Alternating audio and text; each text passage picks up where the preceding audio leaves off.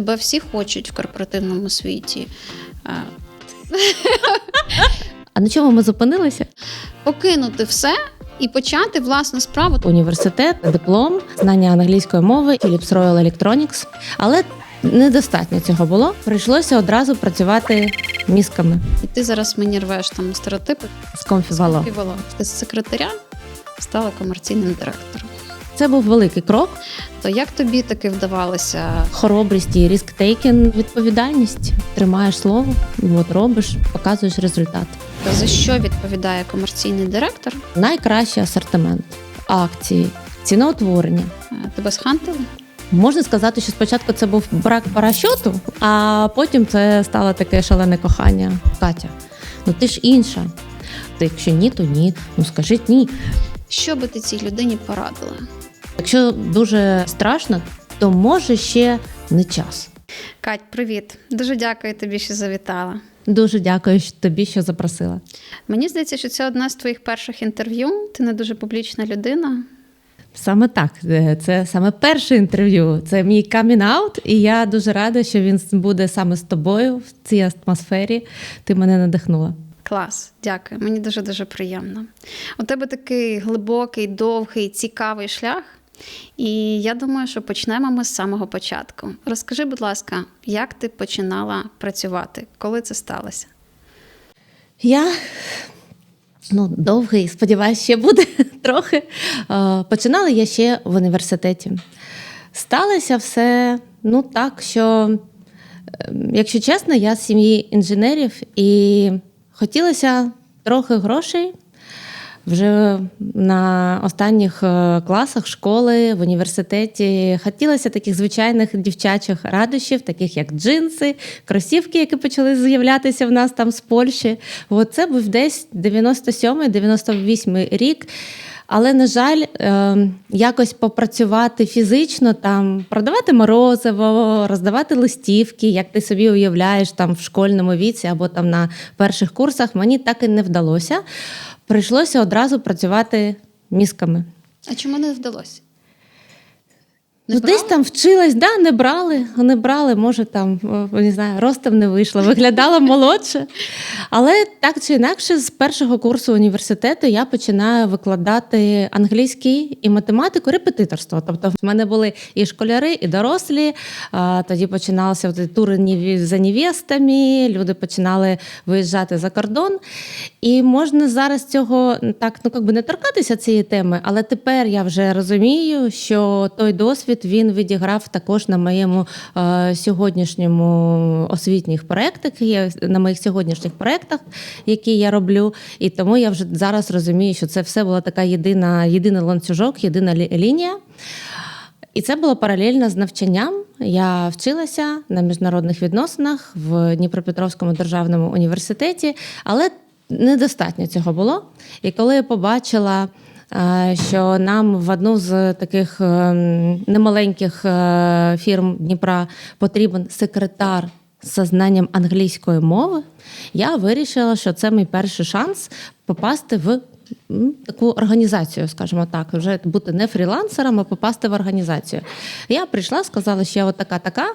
Говорять, а як ви будете поєднувати навчання на денній формі і роботу теж на той момент абсолютно офлайн. Сказала, що я справлюсь. І так і було. І це моя перша посада. В 97-98 році я секретар. Слухай, це дуже цікаво, тому що я вчилася на факультеті міжнародних відносин. Моя, перша робота була секретар, друга секретар зі знанням англійської мови, але секретарем я працювала в ТАТ і якось там поєднувала декілька годин роботи і далі університет. А ось коли я пішла на абсолютно незнайому роботу, я вже випустилась з університету. То як тобі таки вдавалося два очних відділення поєднувати? Домовлялася, ходила на нульові пари, Ну, десь мене відпускали, якщо треба було якийсь залік здати. Ну, 4-й курс, коли це був 4-й курс, і це була досить нова спеціальність для нашого університету. Я була другим випуском всього. І коли ти приходиш і кажеш, що в тебе от є вже реальні партнери, ти допомагаєш вести перемовини, ти перекладач, ти робиш якісь звіти, то наші вчителя, які викладали, вони казали, будемо рахувати, що це вже в тебе практика. Бо я майже за спеціальністю працювала. От в мене диплом був зовнішня торгівля України, і я якось так тенденції в розвитку зовнішньої торгівлі України. Я розумію, що так непоганий в мене був диплом і висновки, які я тоді написала. Окей. Добре, ти працювала секретарем, а от сьогодні, вчора ми з тобою зустрілися, і у тебе такий величезний досвід роботи комерційним директором. Я розумію, що це довга історія, але як ти з секретаря стала комерційним директором? Покрокова, звісно. Звісно, Покрокова. Після секретаря був такий цікавий момент, коли пішла з тієї роботи, треба було закінчувати університет, писати диплом. І тут я дізнаюся, що у нас є вакансія в Дніпрі в міжнародній компанії Philips Royal Electronics.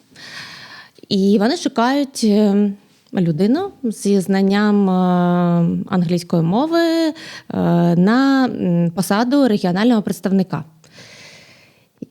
Я вчуся на останньому курсі, але в мене немає диплома, в мене лише є знання англійської мови і велика ціль якось попасти в велику компанію і вже себе проявити, заявити про себе.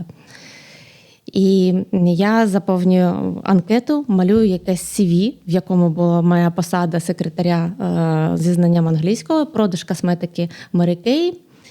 І що ще я встигла там? І репетиторство ж англійської мови і математики.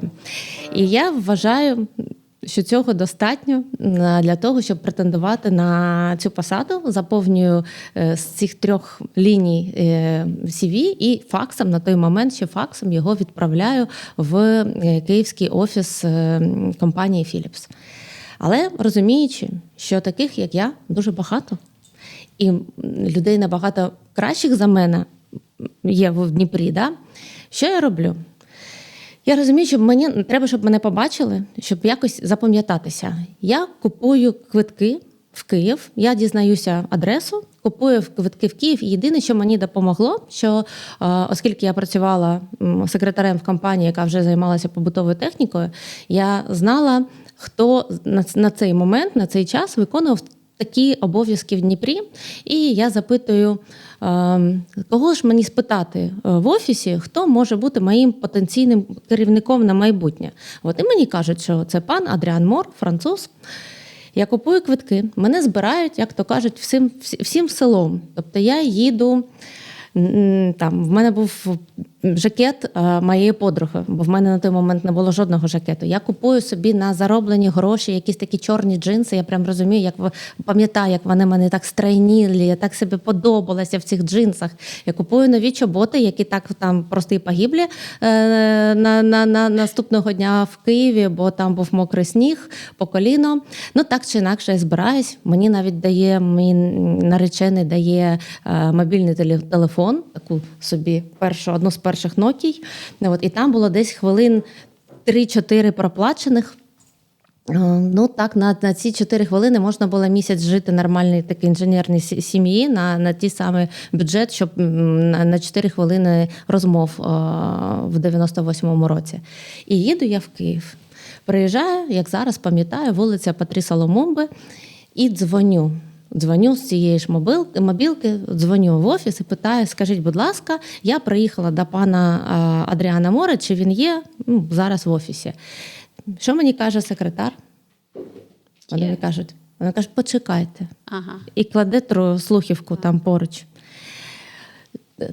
Такого жаху я довго, тобто я розумію, що з мене закінчаться гроші, І все. І моя афера. Слухай, ну я пам'ятаю, це 2 секунди позвонити і покласти трубку. Треба чекати. Да. А то зачекайте.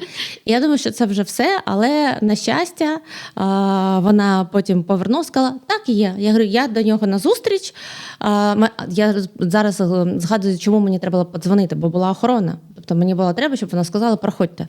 Я така, так, проходьте. І каже, охороні, тут пана Мора, пропускайте.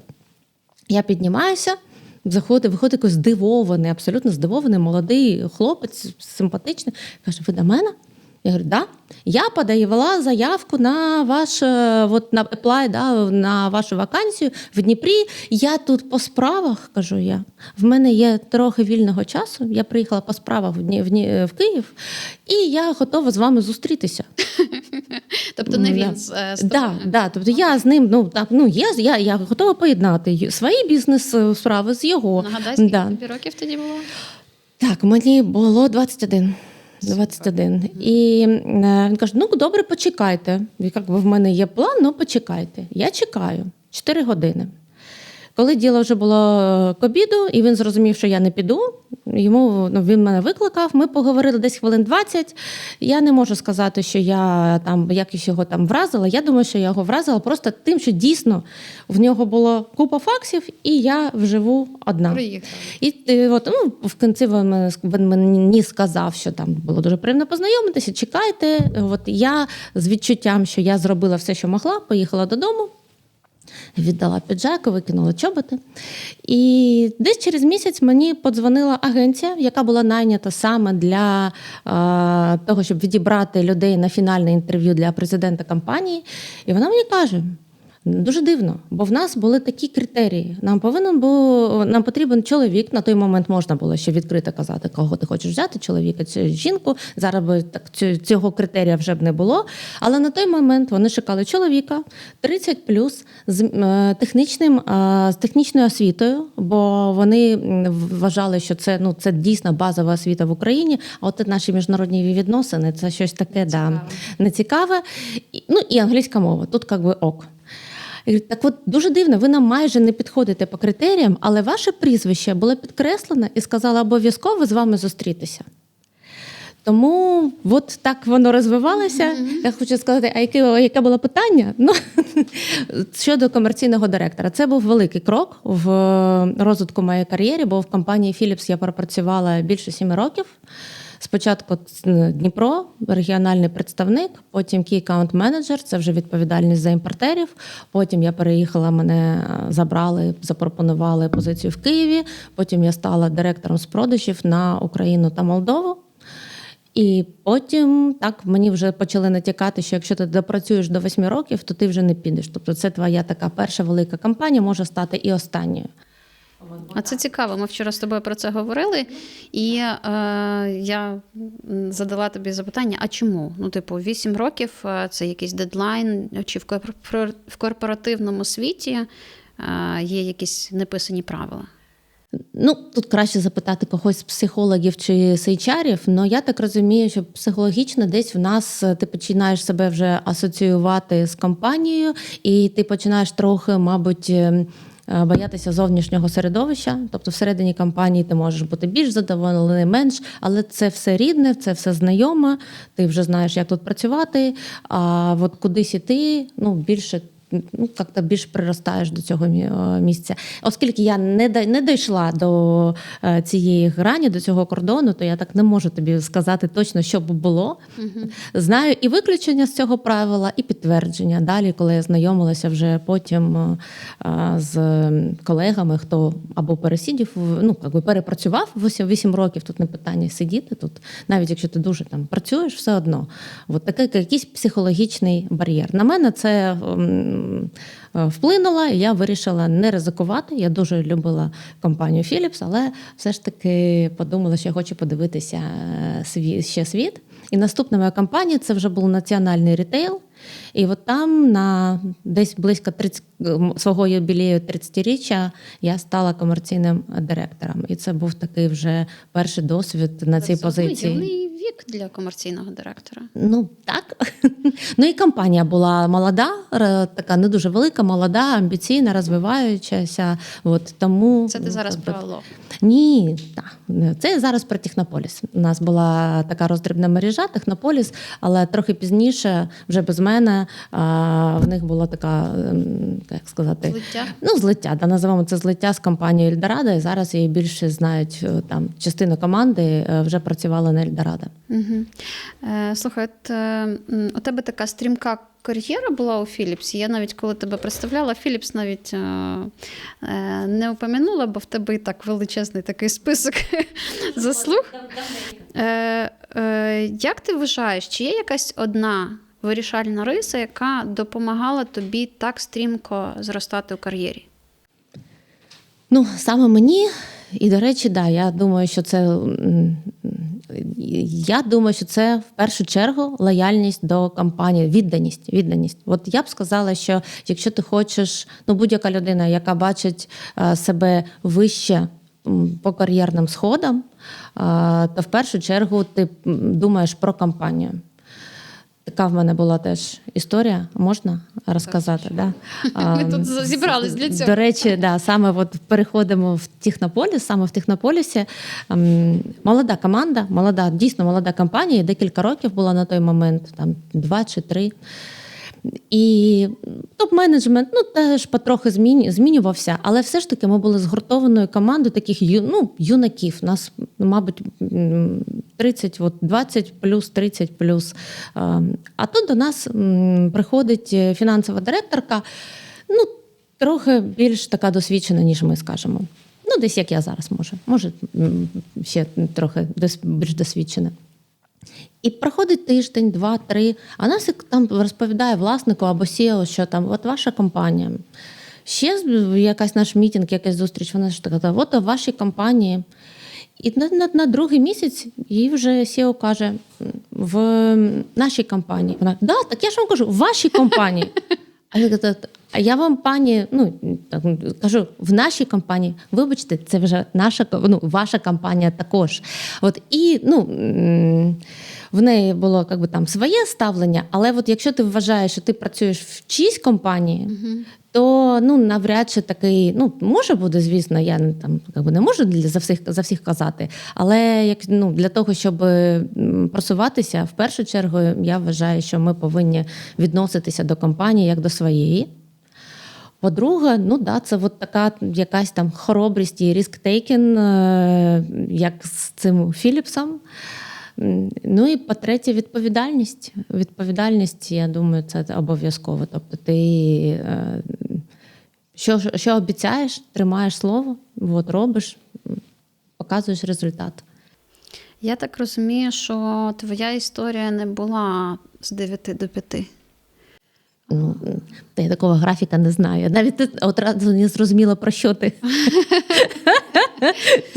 Тобто у мене розуміння, що якщо я працюю в корпорації, це чітко на 9 приходжу, в 5 йду додому, і у мене багато вільного часу. І завжди підприємці в моєму оточенні казали, що от ми тут, зранку до ночі, а от наймані працівники, вони такі, і ти зараз мені рвеш стереотипи і кажеш, я ніколи не працювала з 9 до 5, я працювала на результат. По-перше, я думаю, все ж таки з 9 до 6. З 9 до 5 це хто? Може вже і 4 дні вони працюють. Ні, це зараз. Знову ж таки, ми ж з тобою говоримо про початку 2000-х, тому з 9 до 6, але година перерви, або з 10 до 19. Дивись, я думаю, що в тебе такий шаблон про корпорації. Існує і так, і так. Да? Знову ж таки, залежить, яка компанія. Чи вона міжнародна, чи вона локальна, національна. Оскільки в мене є досвід праці і в міжнародній, і в національній, звісно, вони відрізняються. Не кожна міжнародна це такий легкий графік, але, скоріш за все ж таки трохи легше, трохи все більш сплановано, зарегламентовано. І головне, що тобою керує, в тебе є керівник, над керівником є ще якийсь керівник, десь там є борд когось, там в якихось в банках, там в міжнародних компаніях, борд директорів, ти їх ніколи не бачив, там якісь інвестори, і нічого гарного про них там не міркуєш, тому що вони то бюджети поріжуть, то якісь там правила введуть не дуже там притаманні для нашої країни. Тому я не кажу, що там всі прям так працюють до 5, або там майже не працюють, але можливо, цей стереотип, який ти кажеш, якось можна туди там натягнути. Але якщо ти працюєш в компанії, в амбітній національній компанії з амбітним власником, який класно заохочує людей, який класно стратегує, який заохочує, залучує, коли вся команда, по-перше, вважає себе командою, по-друге, вважає, що це наша компанія, і по-третє, розуміє, куди треба бігти, не йти, а бігти, бо коли ти просто йдеш, то ти на місці залишаєшся, а щоб якось ставати лідером, то треба бігти, то більшість працює на результат.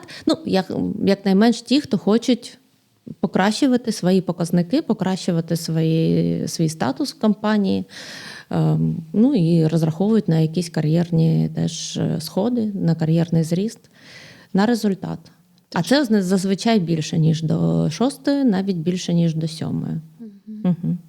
Трошки забігаючи наперед, я нещодавно говорила з однією людиною, і він каже, от я завжди до чужого бізнесу отак само відносився, як і ти. Типу, це мій бізнес, навіть якщо я не власник, він там працював у топ-менеджменті і зараз зробив перехід у свій бізнес. І він каже, ти знаєш, я нічого не відчуваю.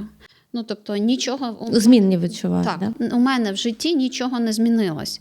Я не відчуваю, що це більша відповідальність, тому що я завжди відносився до чужого бізнесу, як до свого. І от трошечки забігаючи наперед, хочу тебе запитати, чи ти відчула оцю зміну відповідальності, коли перейшла у свій власний проєкт? Також ні. Я погоджуюсь з твоїм колегою, чи з ким ти, з твоїм братом погоджуюсь.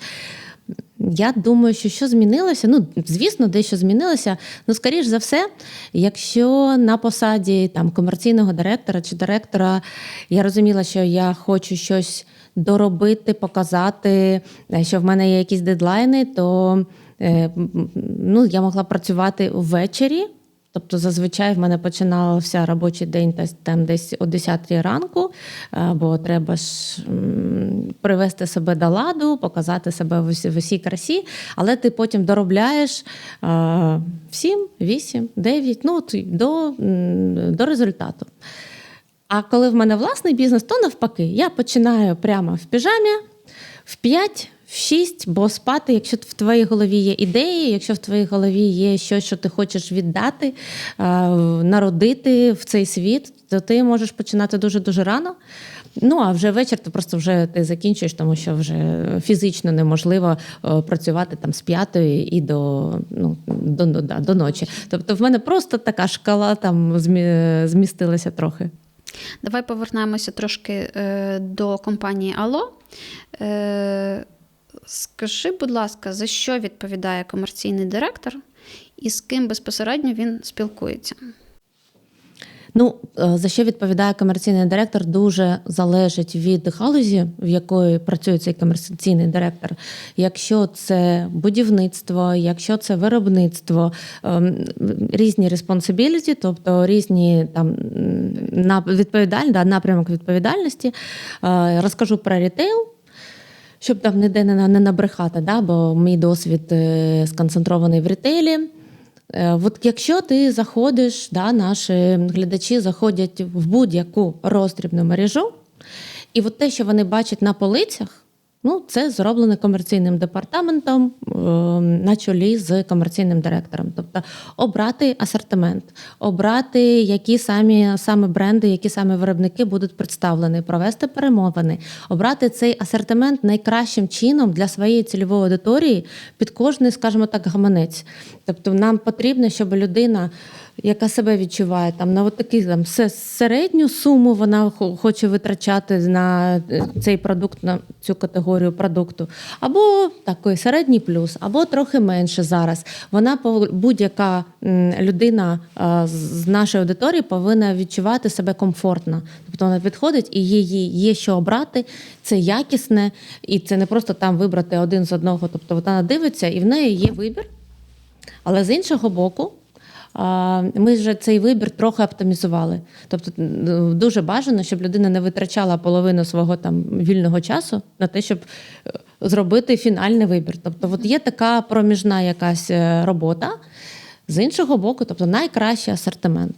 Бажано, щоб він був трохи іншим від інших представників нашої галузі, щоб ми всі мали своє обличчя. Щось співпадає, щось різне. Акції, що до чого подарувати, провести, ціноутворення, по якій ціні, щоб, знову ж таки, це було можливо купити, придбати зараз, але щоб і компанія щось при цьому заробила. Оце все комерційний департамент і комерційний директор, як головна людина, яка остаточно бачить цю стратегію і керує. Тобто твій бос, по суті, власник компанії? Або власник, або CEO. Або CEO. Да.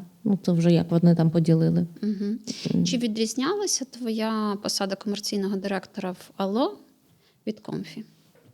Посада ні. Посада була комерційний директор. Обов'язки теж не відрізнялися глобально.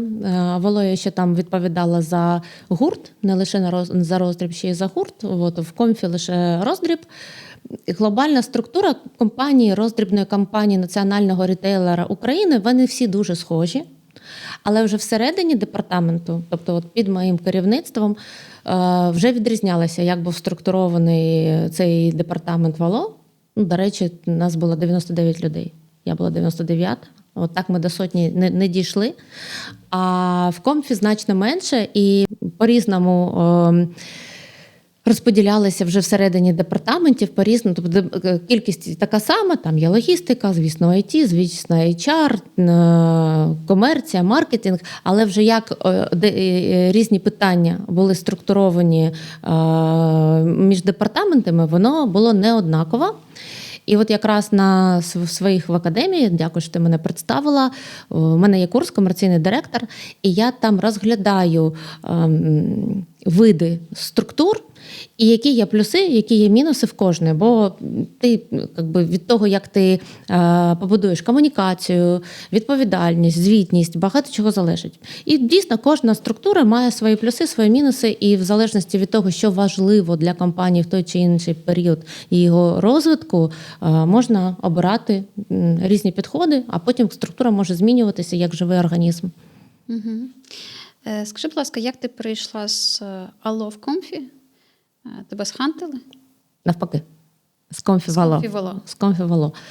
Ні, мене не хантили, так відверто ні.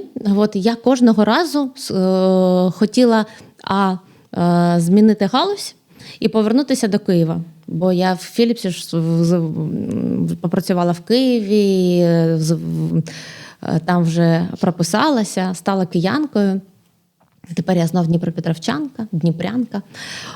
Тобто мені хотілося, з Комфі там закінчилася, більше 3 років я пропрацювала, чудова компанія, я дуже люблю Комфі.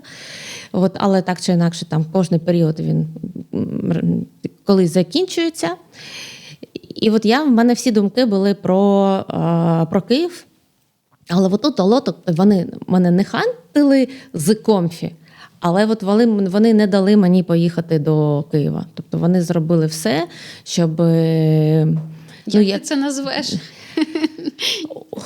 Я скажу, що спочатку це був такий, можна сказати, що спочатку це був брак парашюту, а потім це стало таке шалене кохання. Ну, да, з пустощами, пестощами та витребеньками. Да, от Так, прям саме так. Да. Скільки років Вало ти пропрацювала? Ну, майже 10. У мене там було 2 каденції. От я туди поверталася, коли почалася війна.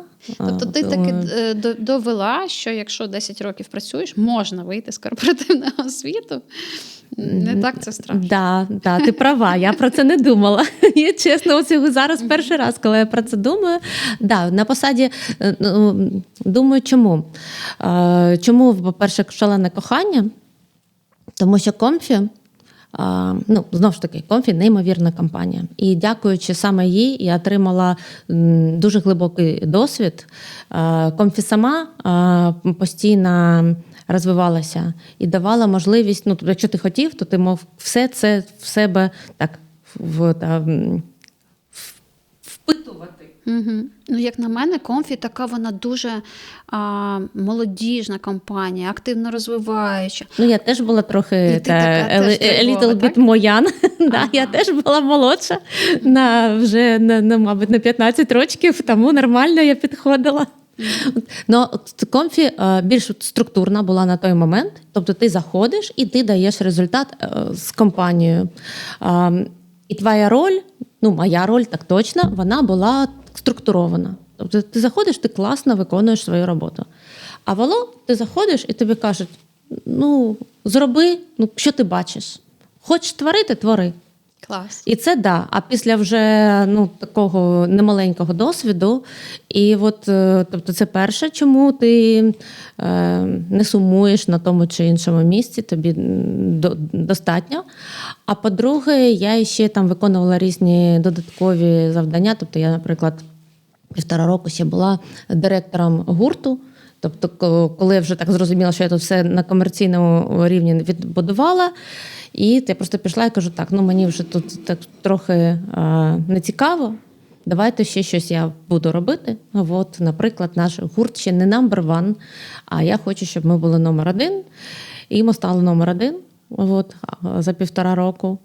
А потім наша країна підкидує виклики, от якась нова криза, і вже нормально повернулися лише на посаду комерційного, якась криза, потім ще криза, потім, ну, мабуть, ковід, я вже там в роках не пам'ятаю. Взагалі весело жилось. І да, у нас з кризами все добре. От я би ніколи в житті не сказала. Мені здавалося, що Comfy така, знаєш, весела, нестандартна компанія, там немає регламенту, а Ало навпаки, дуже серйозна, велика структура. І тут ти кажеш, опа, а там можна було творити. Ну, ти знаєш, для Comfy хочеш бути веселим, у тебе всередині все повинно бути, ну, скажімо так, ідеально. Да? Звісно, ніхто не ідеальний, але по розвитку організації за методологією Адізеса вони дуже добре йдуть і все доробляють, коли потрібно. І коли потрібно додати адміністрування, воно додано. Коли повинно додати консультації, там консультанти з Австрії приїжджають і передають якийсь там досвід. Тобто, ну, дуже стратегічно, правильно компанія розвивається. Клас. Ну, тобто вони величезні молодці. Ну, а креатив, а те обличчя, яким вони дивляться на покупців, на клієнтів, на країну. От, да. Ну, вони не те, що вони і всередині, ну, то теж веселі. Ну, це ж ти ж можеш бути веселим, але в тебе є регламент. Да. Ну, це ок. От, а Вало, ну, компанія не така теж стара, ну, і на той момент можна було щось від себе привнести. Ти говорила про сегментацію, що ви намагаєтесь не конкурувати один з одним.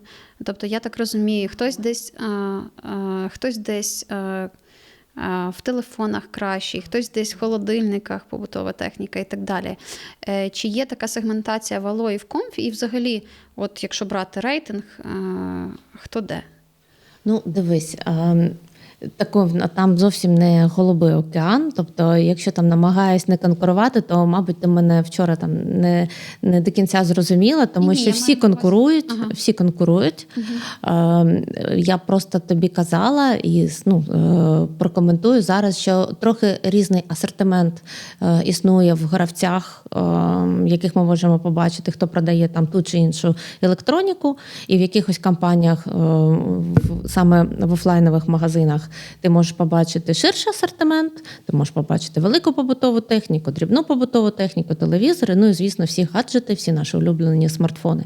Це той самий Foxtrot в Україні, це, звісно, Comfy, Eldorado, така трійка. А є компанії, які сконцентровані на смартфонах. Там можна сказати, що з них виросли. Да? Це Allo, найбільший гравець, і інші. І по категорії смартфонів, звісно, один одному конкурент. Це обов'язково. Як же ні? Обов'язково конкуренти. Але в онлайні, опять же таки, ти на сайтах побачиш майже однаковий асортимент, бо в онлайні всі тобі готові надати більший асортимент, більший сервіс. Да. А в офлайні є таке розподілення, хто як зростав. Хтось більш з побутової техніки, хтось навпаки з смартфонів. Давай повернемось до твоєї історії. Значить, ти працюєш в Allo, і в якийсь момент ти розумієш все. Я звідти йду, і йдеш куди? Я працюю в Allo, все чудово. Але так на мене виходить одна компанія, там освітня платформа, і каже: а ви знаєте, нам дуже не вистачає авторської програми про комерцію саме в офлайні. В нас там багато чого діджитал є, e-commerce, а нам потрібен курс по комерції в рітейлі. А вам би було це цікаво? І я чомусь на рівному місці кажу: так, цікаво. І я за 4 дні пишу курс «Комерційний директор». У мене якраз було четвер-п'ятниця, була така коротка відпустка. Скільки занять? 10 модулів.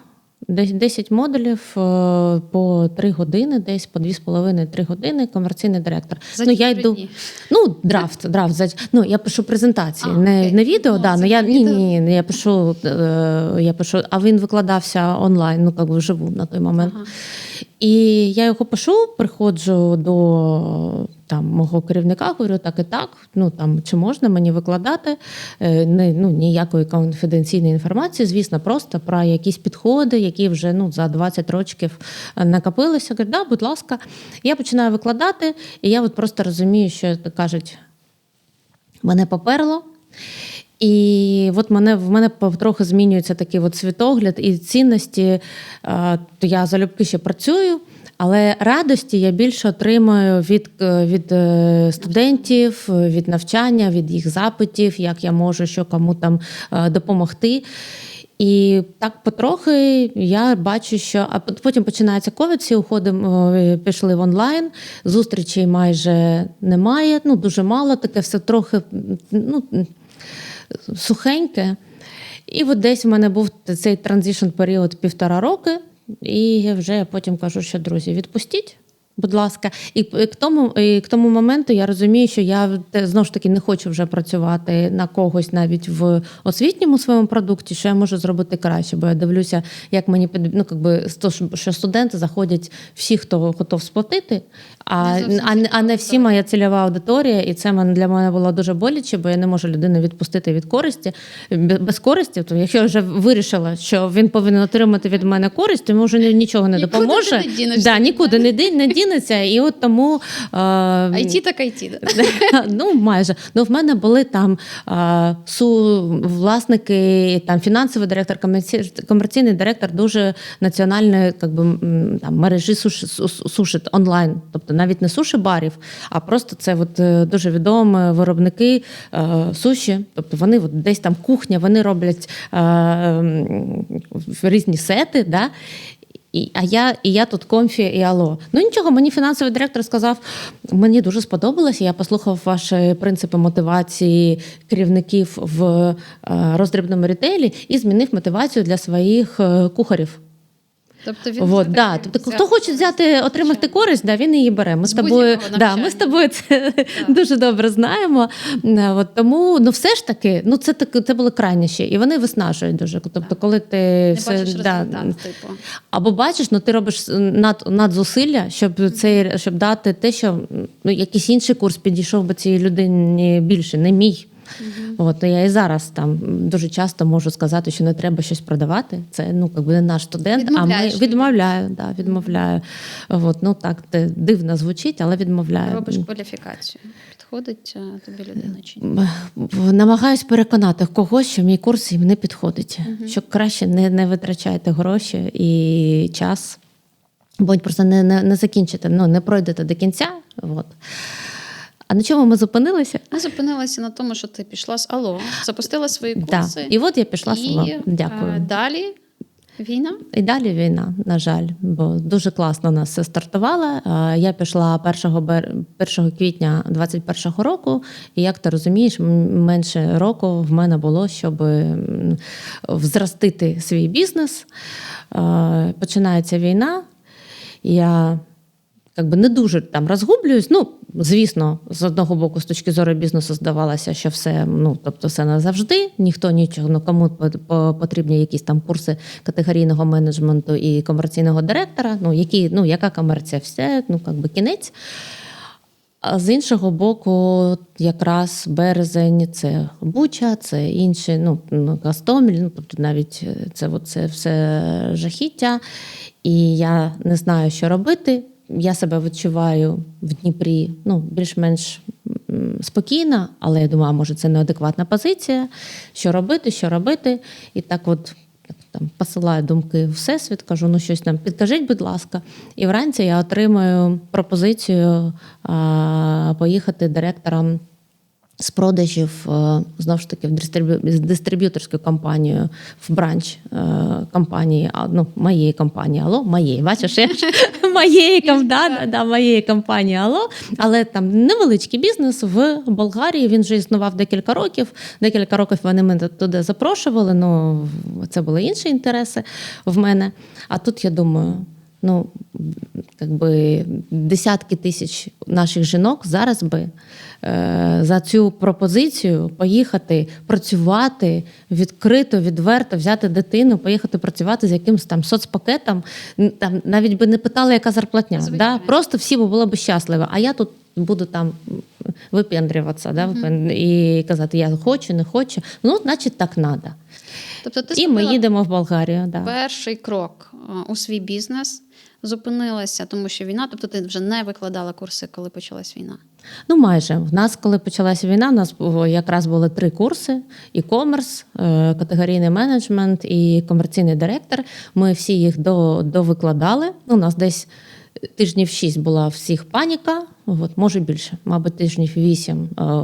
Після 8 тижнів ми почали комунікувати зі студентами, хто був готов зі свого боку, відкрили всі, тобто зупинили там, хто сплатив, не сплатив, ми відкрили всі навчальні матеріали, ми повернулися до якогось розкладу, сказали, давайте отак і так ми бачимо, повільніше, звісно, але ми переходили з російських платформ на американські, з американських на українські, з російської мови на українську. Все це було паралельно, десь половина студентів закінчили. Закінчували так воно повинно було бути по 3 місяці, а ми закінчували літо, вересень, жовтень, тобто майже на рік у нас це розтягнулося. Завжди треба виконувати свої обов'язки, і в тому числі навіть якщо війна. Катя, чи можу запитати, це там десятки, сотні людей, скільки студентів у тебе було? Більше 1000 вже. Якщо брати всі курси, то більше 1000. Вау. Головний наш хід – це категорійний менеджмент.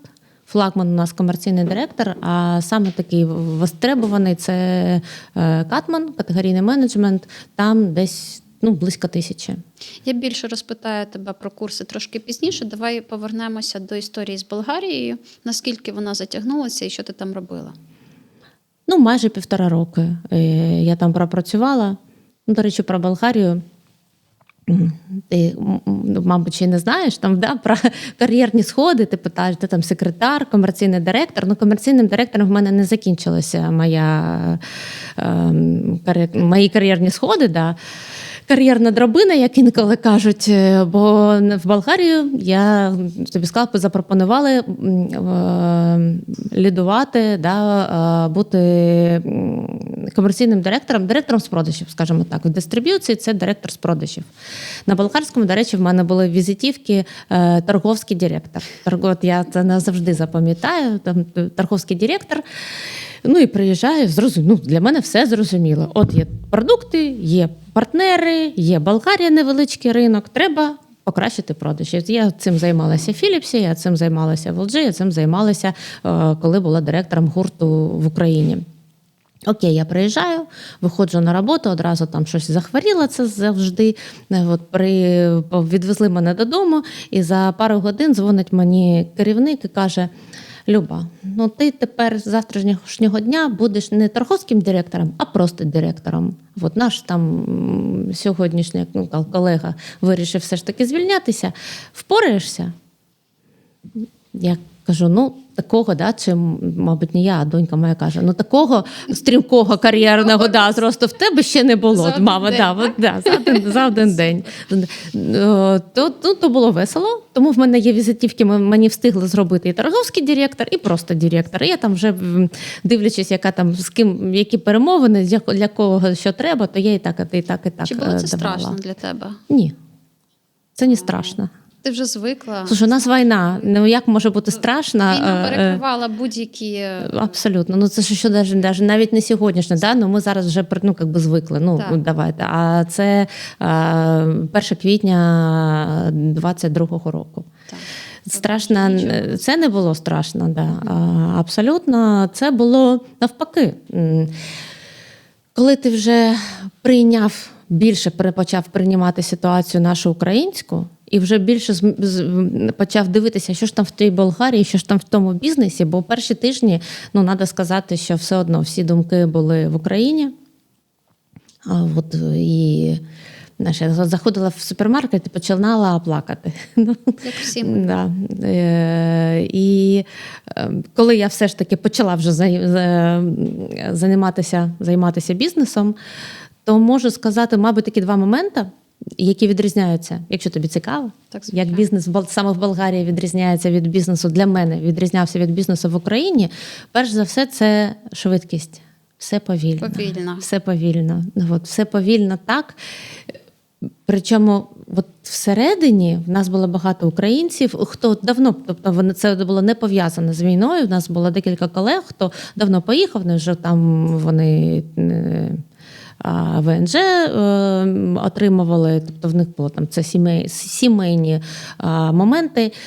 І у нас такий був досить маленький спочатку був колектив. Починала я була там, в мене була команда 5 людей, а закінчила вже 20, а зараз ще більше. За 1,5 роки. Да, навіть трохи менше, ніж 1,5 роки. І тобто в нас темп був плюс-мінус український. Як в Україні ми були б такі трохи ледацюгами, але як для Болгарії, то ми так дуже в темпі були. Але все зовні – банки, установи, партнери. Ми працюємо, щоб жити, а не живемо для того, щоб працювати. Оце європейський підхід, а Болгарія ще тепла країна, тобто це ще все почівка. На розслабоні. Да, тобто відпустка – це почівка. І почівка, не то, що як в нас там приходите в сентябрі, приходьте в вересні, а прямо дійсно дуже багато свят. І ти можеш... Це не так погано, і ти починаєш дивитися, що може це дійсно не так погано, тобто треба жити, а особливо, коли в тебе ще йде війна, і ніхто не знає, що буде не те, що завтра, а навіть сьогодні, то так, трохи це змінює світогляд.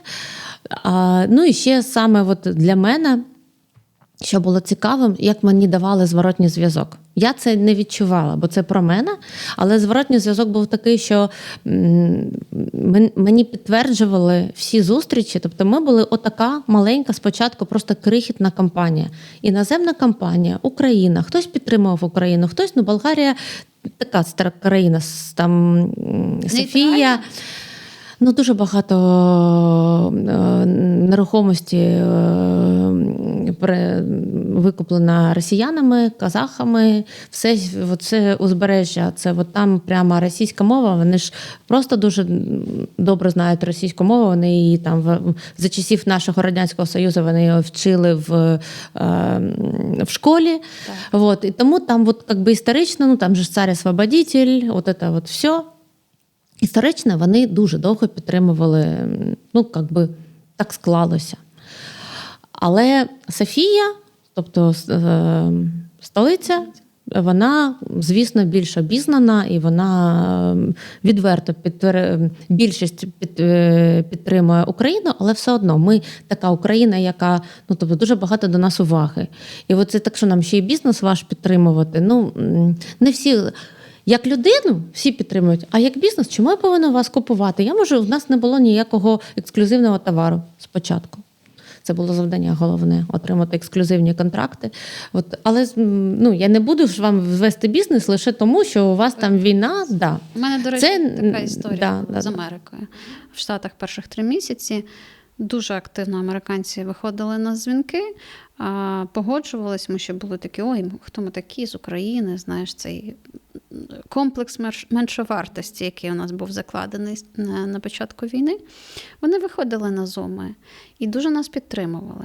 А от бізнес вести абсолютно... Ну, це інша справа. Да. Так, це зовсім інша справа. Перше твої слова. Дякую. Так от, і коли все ж таки була хоча б одна зустріч, тобто якщо вдавалося так чи інакше з їх провідними гравцями, тобто я передаю в гурт, і, ну да, я так розумію, що нам затісно вдвох, і я продаю в гурт, тобто в мене купують такі ж самі роздрібні мережі, як аналог ВДА в Україні. І треба достукатися до цих самих комерційних директорів, до комерційних департаментів, до категорійних менеджерів, щоб дати хоча б свою пропозицію. Так от після першого ж хоча б візиту далі мені було вже легше комунікувати. Чому? Як виявилось? Я цього не знала. Але моя команда, болгари, мені потім кажуть: Катя, ну ти ж інша. Бо в нас як бізнес ведеться? Так чи ні, не кажи, чорне-біле не називай. Тобто все от так, от, да, може бути. І це просто стиль такої комунікації між партнерами. Це не те, що всі один одного хочуть якось там надурити. Ні, але от так, от, ну, от, якось воно складеться, потім побачимо. А я приходжу і кажу: да, оце я вам обіцяю, оце я вам гарантую, цього точно не буде. Хоча б за це, бо, каже, нас ніхто ніколи не скаже, цього точно не буде, не очікуйте. Люди очікують. А ти кажеш: ні, не буде, не очікуйте, спрямуйте свої зусилля на щось інше. І от така різниця. Це не питання там, ну, в нас все ж таки більше ми цінуємо, да, час наших партнерів, зусилля. Ну, як ти, якщо ні, то ні. Ну, скажіть ні. Ну, таке, от, цікаво. Така відмінність. 2 питання. Чи вдалося тобі отримати результати, які від тебе очікували?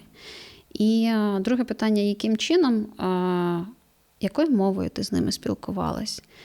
Як все-таки вдалося достукатись до ексклюзивного товару, набрати команду і зробити чи не зробити результат? Клас, дякую за питання. Ну, то так, команда збільшується, якщо ти розумієш, що в тебе буде більше обіг, тобто є вже перспектива отримання контракту. Ну, ми використовували, звісно, позицію «Алло», тобто наша материнська компанія, яка має, яка показує класні результати в Європі, бо Україна – це Європа для партнерів в електроніці. І аргументуючи, що ми можемо більше, ти ведеш перемовини І дякуючи Богові, на той момент інші гравці, які мали ті чи інші контракти, вони навпаки показували гірший результат в Болгарії. Ну там ця війна вона вплинула не лише на нас. Ну якби це неможливо порівнювати. Абсолютно, я навіть не хочу. Але з точки зору саме от бізнесу, да, вона вплинула на всю Європу не кращим чином. І от коли, а ми розуміємо, що коли йде, тобто ти не можеш отримати кращі якісь умови, якісь товари, якісь контракти, коли все добре. Ти можеш щось отримати лише коли йде така турбулентність. І от треба щось купувати, треба щось обіцяти, воно нічого не продається. В Європі дорожчають комунальні послуги, дорожчає газ, дорожчає пальне. І в цей момент люди не хочуть купувати ніякі там нові смартфони, старі смартфони, ніхто нічого не хоче купувати. А виробникам треба ж це ще кудись продавати. І тут ти кажеш, компанія з України, в якої йде війна, ти кажеш, добре, що там давайте, я буду виконувати, брати на себе якісь обов'язки, буду виконувати, і так крок за кроком. А коли ти розумієш, що так, тут пішла комунікація, є перспективи, ми вже обговорюємо якісь там, якісь можливі періоди, коли це буде зроблено, є діалог, то ти починаєш вже розвивати, збільшувати команду. І так от покроково. Я трохи не встигла. Запитаю, якби це був умовний стартап, маленький бізнес, без підґрунтя українського, чи вдалося би тобі, як вважаєш? Не впевнена. Не впевнена. Це все-таки серйозно. Не впевнена, тому що в Європі специфіка, окрім того, що все ж таки з одного боку вони всі хочуть підтримувати свої команди, свої компанії. З іншого боку, вони всі комерсанти, торгівля, і вони моніторять всі пропозиції всіх країн, тому що кордонів немає, ніяких податків немає, тобто будь-яка мережа, там онлайн-магазин з Румунії чудово торгує у всіх сусідніх країнах, в принципі, в усіх країнах, просто в сусідніх швидше. І це найбільший гравець. А роздрібні мережі в Болгарії неймовірно прекрасно купують грецькі, той самий товар, що ми продавали, могли купувати у дистриб'юторів з Італії, з Греції. Тобто, чому там були кращі ціни, ми цього не знаємо. Але гарантія ніхто не може ніхто ніяк не може на це вплинути, тому що відкритий ринок. Ти не можеш сказати, тоді я не буду там гарантію. Виробник не може відмовити в гарантійних умовах, ні в чому не може відмовити, тому було б важко. Особливо тоді, коли або ти должен зайти з дуже великими можливостями на інвестиції, тобто ти купиш цей товар, і, скоріш за все, ти його будеш продавати нижче собівартості, щоб щось там показати і вести на майбутнє перемовини. Або все ж таки треба мати якийсь аргумент. У нас цей аргумент, звісно, була Україна, бо Україна продовжувала показувати одні з найкращих результатів. Бо наш ЗСУ отримувала і отримує зарплатню, і дуже багато людей купують, і гаджети потрібні і на фронт, і для сімей. В общем, ринок важкий, але він є. Повернемося. Чи вдалося зробити результати? Та якою мовою спілкувалися? Результати зробити вдалося. Болгарська мова вчиться дуже легко. Дуже. Вона, на жаль, для мене більш схожа все ж таки на російську, хоча багато слів однокоріневі з українськими, але в відсотковому співвідношенні все ж таки російських співпадінь більше, ніж з нашими. Але вона вчиться дуже легко. Ти приїжджаєш, в принципі, ти можеш читати одразу. Угу. На слух погано, бо вимова абсолютно інша. Але трохи пізніше, особливо якщо твій співбесіду. Співбесіда. Ладно. З ким ти ведеш співбесіду, хоче тебе, хоче, щоб ти розумів, тобто каже повільно, з якимись чіткими там інтонаціями, то ти теж розумієш, говорити важко. Тобто в більшості ми спілкувалися англійською, але такі легкі слова я зараз продовжую там говорити, можу. І тобто, Ну от тут, якщо говорити, чому і як епопея з Болгарією теж закінчилася, в якийсь момент треба було розуміти, що чи ти повертаєш українську, чи ти вчиш болгарську. Тому що, ну, звісно, я багато спілкувалася російською, не буду там зараз щось вигадувати, але українська теж мені була рідна, але забута. Тобто, або треба переходити на українську, або треба поглиблювати вже болгарську і вчити болгарську. Бо і те, і ще англійська, бо ти поки що англійською з всіма. І от таке все це в голові, і це я все зважила і сказала, ні, не хочу я ставати болгаркою, я хочу. Тобто ти все-таки прийняла рішення, ми зараз тут в Україні знімаємо, прийняла рішення вертатись на основі. Не бажання жити в Болгарії, не бажання адаптуватися на основі повернення в країну, чи все-таки щось там з роботою не так було? Ні, не бажання жити ніде, окрім України. Якщо буде така можливість продовжувати жити в Дніпрі. З роботою все було чудово, все було добре. Ми шукали заміну майже півроку. Тобто з того моменту, як все ж таки погодили, що давайте шукати місцевого професіонала, бо знову ж таки, коли ти експат, в цьому є і плюси, і мінуси. Давайте шукати місцевого професіонала, то ми шукали досить довго. А потім ще я його супроводжувала деякий час, передавала йому справи. Ну і потім вже, тобто це все було дуже спокійно, дуже сплановано, розміряно,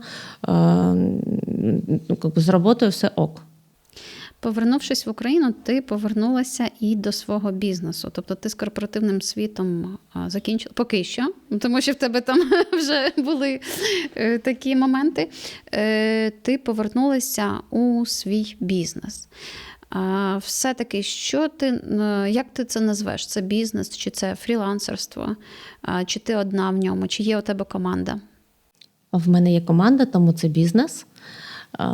Повернулася, я ніколи не кажу ніколи, але все ж таки я б дуже хотіла мати змогу працювати на себе далі.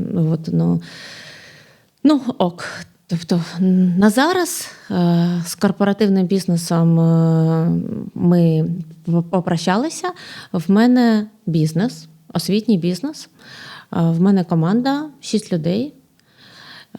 В нас є задачі, планування, розвиток, студенти, клієнти, партнери,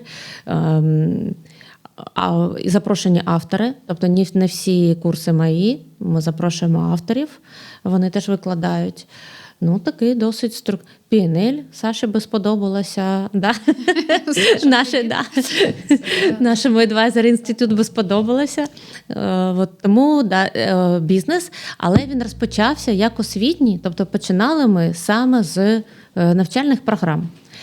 Були запити на консалтинг одразу, але я ж коли сказала, якщо я пішла з Алло, тобто якщо б я хотіла давати цінність одній компанії, я б продовжила б працювати на свою улюблену компанію Алло. А мета була саме давати знання ширше, тобто досвідом ділитися з більшою кількістю людей.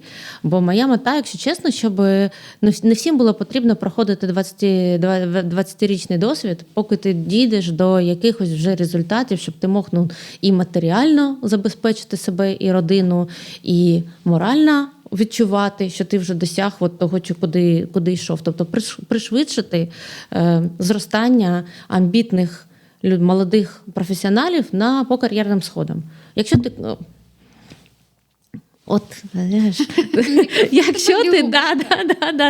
Якщо ти готов якийсь період вкладати в себе і з точки зору навчання, і з точки зору роботи, з точки зору демонстрації результату, то точно спочатку ти працюєш на заліковану книгу, а потім вона працює на тебе. От так само, в принципі, і в корпоративному бізнесі, а я можу це пришвидшити. Бо я сама вчилася з досвіду. Тобто я проходила всі свої уроки день за днем, місяць за місяцем. А тут я ці 20 років склала, зробила 20-годинний курс і почала віддавати ці знання. Які курси є?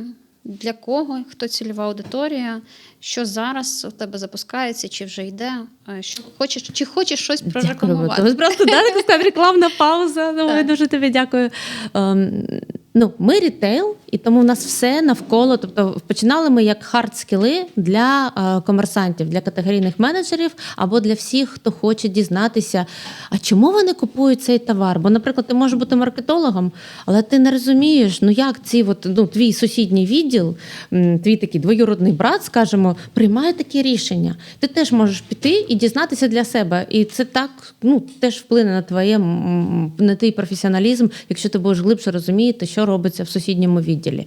Це можуть проходити там директора роздрібу, саме магазинів. Але в першу чергу це все ж таки категорійні менеджери. Тобто ті люди, які відповідальні за цей асортимент. Хто купує, бере у власника гроші і сплачує за свій вибір. Тобто несе за це відповідальність.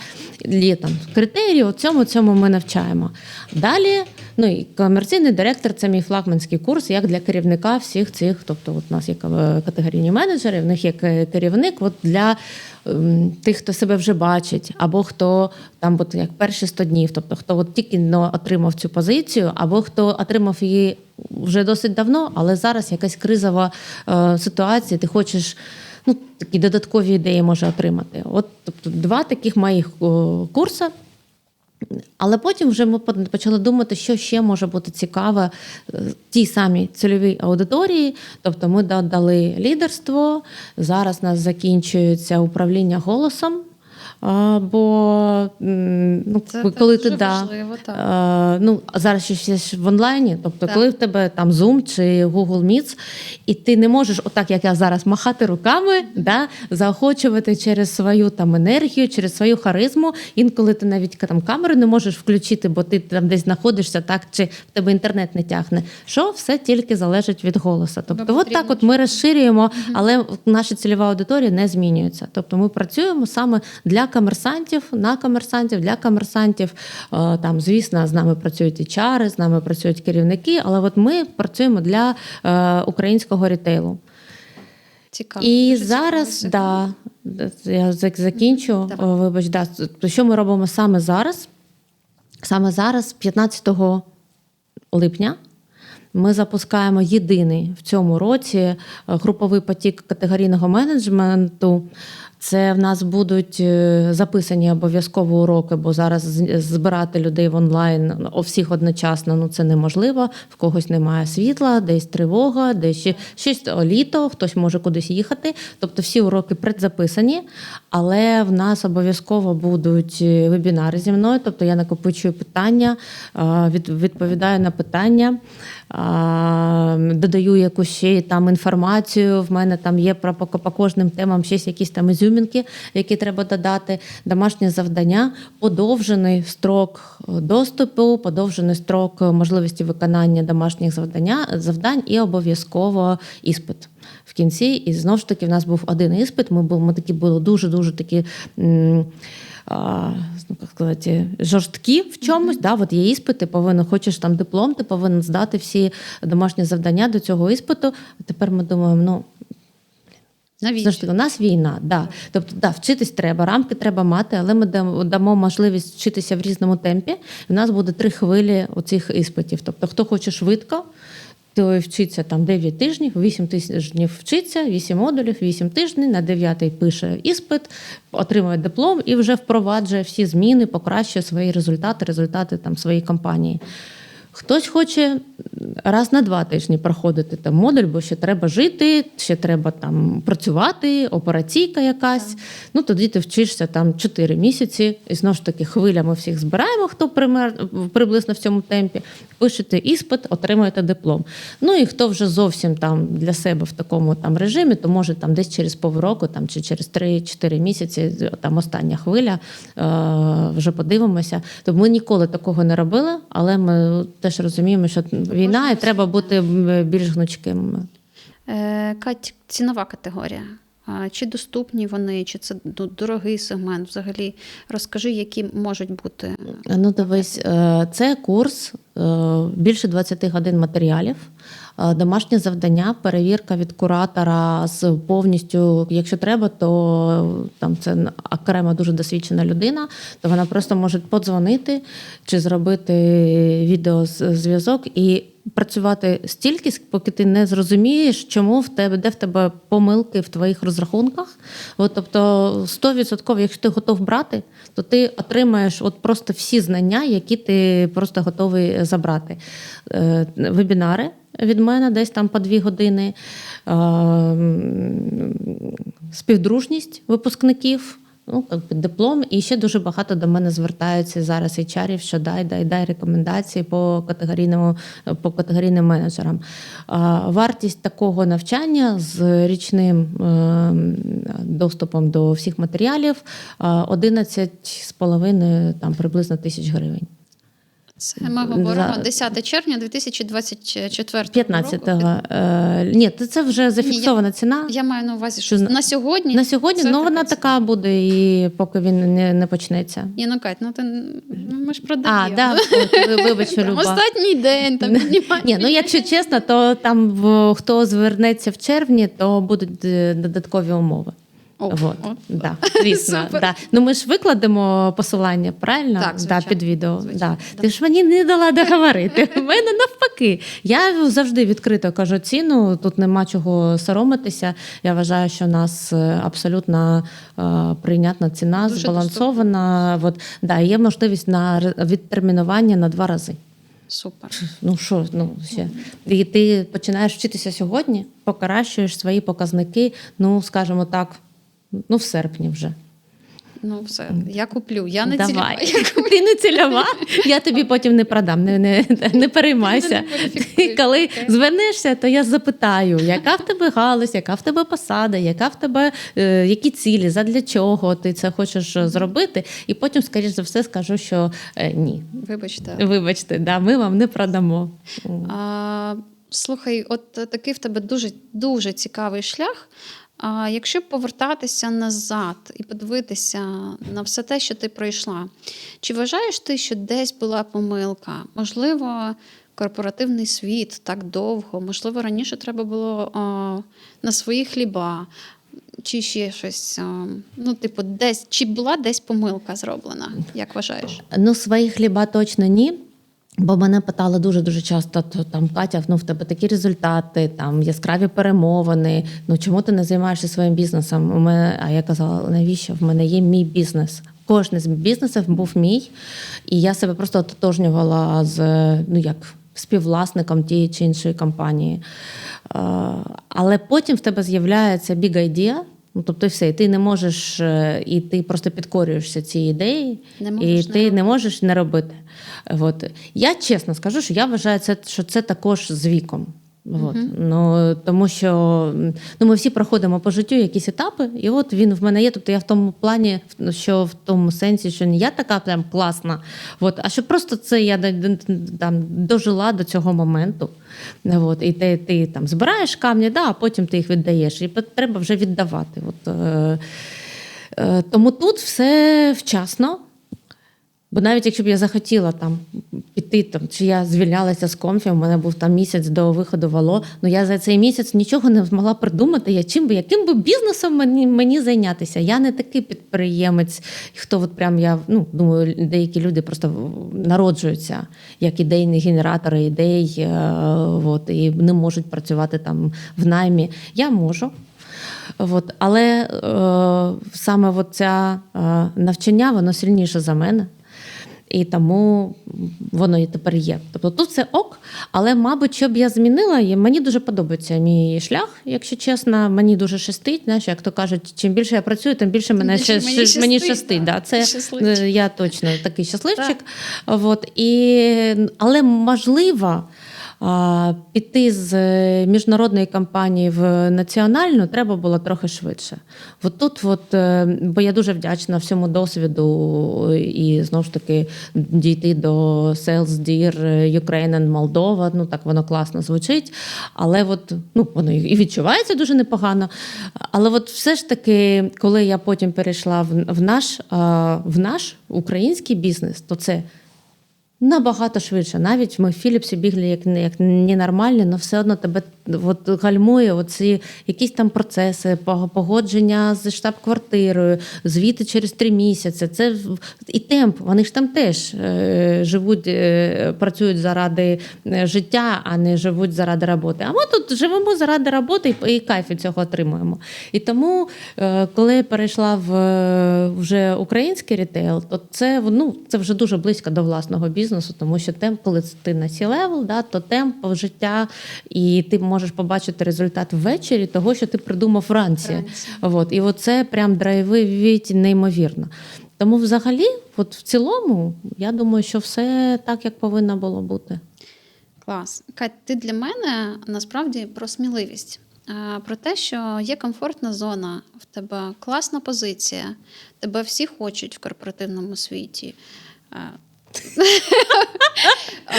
Я додала.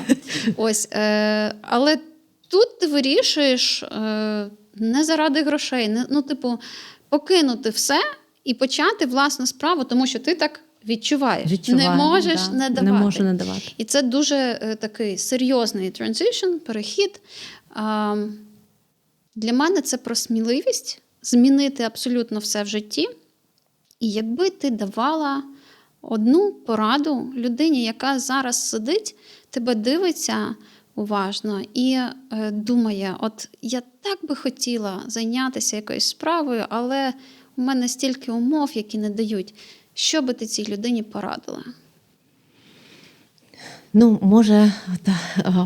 Може, моя відповідь буде не зовсім така, як тобі б хотілося, тому що, дійсно, світ.